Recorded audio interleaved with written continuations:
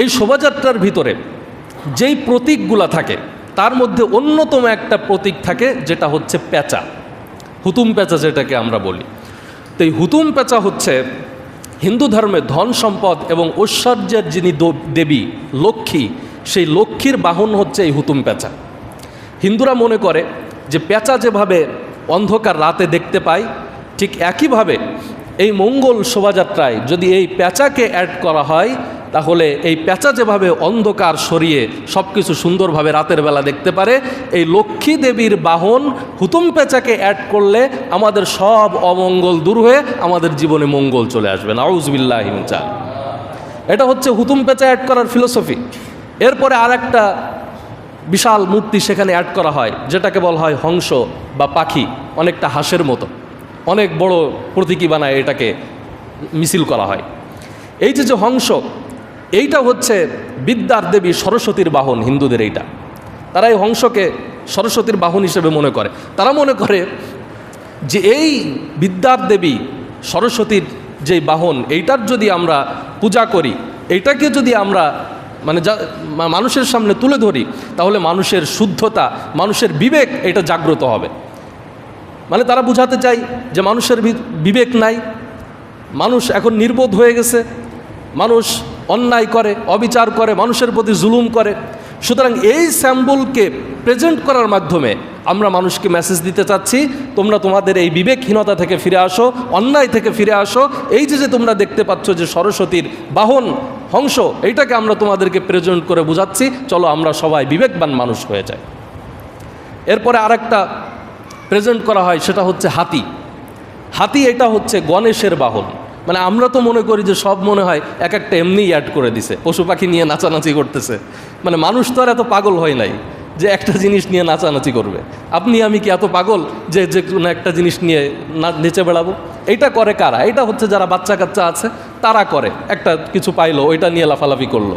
আর আরেক শ্রেণীর আছে যারা একদম পাগল, তারা এটা নিয়ে লাফালাফি করে। কিন্তু বুদ্ধিমান মানুষ তো এর পিছনে কোনো ব্যাকগ্রাউন্ড না থাকলে ওইটা নিয়ে লাফালাফি করে না। তো এই যে হাতির পিছনেও তাদের একটা বিশ্বাস আছে। হাতির বিশ্বাস কি? যে গণেশ যেই হিন্দুদের দেবতা, সেই গণেশের বাহন হচ্ছে হাতি। তো তারা মনে করে যে সিদ্ধিদাতা বা সকল বাধার বিনাশকারী হচ্ছে গণেশ।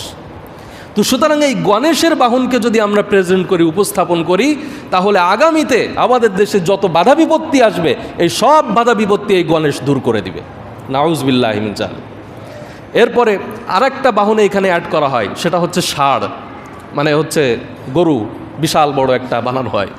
আর এইটা হচ্ছে শিবের বাহন হিন্দুদের। তো তারা বিশ্বাস করে যে মহাদেব যিনি শিব আছেন হিন্দুদের, তো তিনি হচ্ছেন সকল চালিকা শক্তি বা সকল শক্তির প্রতীক তাকে মনে করা হয় পৌরাণিক বিশ্বাসে। তো ফলে এই ষাঁড়ের বাহনকে যদি এখানে অ্যাড করা হয়, তাহলে আমাদের শক্তি সামর্থ্য, আমাদের দেশের শক্তি সামর্থ্য আরও বেড়ে যাবে। তো এরকম শুধুমাত্র এই যে তো মাত্র কয়েকটা বললাম, শুধু এইগুলা না, আরও অনেক প্রতীক তারা এইখানে অ্যাড করে প্রতিটার পিছনে আলাদা আলাদা ফিলোসফি আছে। আর এই যে ফিলোসফি, এইগুলা ইসলাম ধর্ম থেকে আসে নাই, ইসলামী সংস্কৃতি থেকে আসে নাই, ইসলামী সভ্যতা থেকে আসে নাই। এর প্রত্যেকটা ফিলোসফি আসছে কলকাতার হিন্দুদের থেকে আসছে, এবং সেইগুলাই তারা আমাদেরকে খাওয়াচ্ছে, আমাদের মুসলমানদেরকে এইগুলা খাওয়াচ্ছে।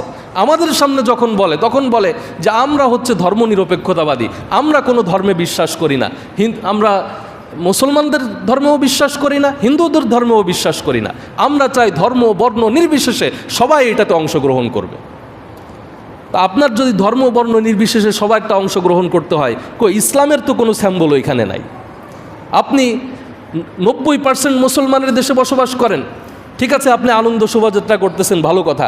তো আপনার তো এখানে এমন কোনো মেসেজ থাকা দরকার ছিল, যেই মেসেজটা ইসলাম দিতে চায়, ইসলাম মানুষকে শান্তির কথা বলে, মুক্তির কথা বলে। তা আপনার আনন্দ শোভাযাত্রায় তো এমন কোনো মেসেজ থাকা দরকার ছিল, যেইখান থেকে মানুষ ইসলামের নিদর্শন পাবে, ইসলামের উপস্থাপনা এইখান থেকে পাবে। এইগুলো তো আমরা ওইখানে দেখি না। কিন্তু আপনি সব বেছে বেছে ওই জিনিসগুলো ঢুকাইছেন, যেইগুলো হচ্ছে হিন্দুদের থেকে আসছে। তার হচ্ছে আমি যেটা বললাম প্রথমে, যে আমাদের বাংলাদেশের যারা বুদ্ধিজীবী আছে, বাংলাদেশের যারা বামপন্থী আছে, বাংলাদেশের যারা ধর্মনিরপেক্ষতাবাদী আছে, এরা পশ্চিমা ধর্মনিরপেক্ষতাবাদকেও অনুসরণ করে না, ইউরোপ আমেরিকার ধর্মনিরপেক্ষতাবাদকেও অনুসরণ করে না। এরা মূলত হচ্ছে হিন্দুদের যে কলকাতার ধর্মনিরপেক্ষতাবাদ আছে এই ধর্মনিরপেক্ষতাবাদকে অনুসরণ করে। একটা কথা মনে রাখবেন, আমরা অনেক সময় মনে করি যে বাংলাদেশের শত্রু হচ্ছে এদেশের এই যে যারা মূর্খ জনগণ আছে, বোঝে না, কিংবা অমুক দল তমুক দল, এরা মনে হয় বাংলাদেশের বড় শত্রু। এই যে হুজুররা, তারপরে ওই যে জঙ্গি গোষ্ঠী আছে, এরা মনে হয় বাংলাদেশের বড় শত্রু। কিন্তু না, বাংলাদেশের সবচাইতে বড় শত্রু হচ্ছে ভারত, আর তার চাইতে বড় শত্রু হচ্ছে বাংলাদেশে ভারতের যারা দালাল, তাদের সাংস্কৃতিক পূজারী যারা আছে, বামপন্থী যারা আছে, সেকুলার যারা আছে, ভারতের অনুসরণ করে বাংলাদেশে বসে বসে তাদের দালালি করে, এরাই হচ্ছে বাংলাদেশের বড় শত্রু। ঠিক কি না? এরাই বাংলাদেশের বড় শত্রু। আজ পর্যন্ত আপনি বাংলাদেশের ইতিহাস দেখেন, বাংলাদেশের যেই পরিমাণ ক্ষতি যারা করেছে এই পর্যন্ত, সব যারা ভারতের দালালি করে, তাদের সংস্কৃতি বাংলাদেশে আমদানি করে, এরাই হচ্ছে বাংলাদেশের সবচাইতে বড় শত্রুদামি করেছে। বাংলাদেশে দেখবেন যত অন্যায় অপকর্ম, অন্য দলের বিভিন্ন যাদেরকে আমরা শত্রু মনে করি, এরা অন্যায় করুক, অপরাধ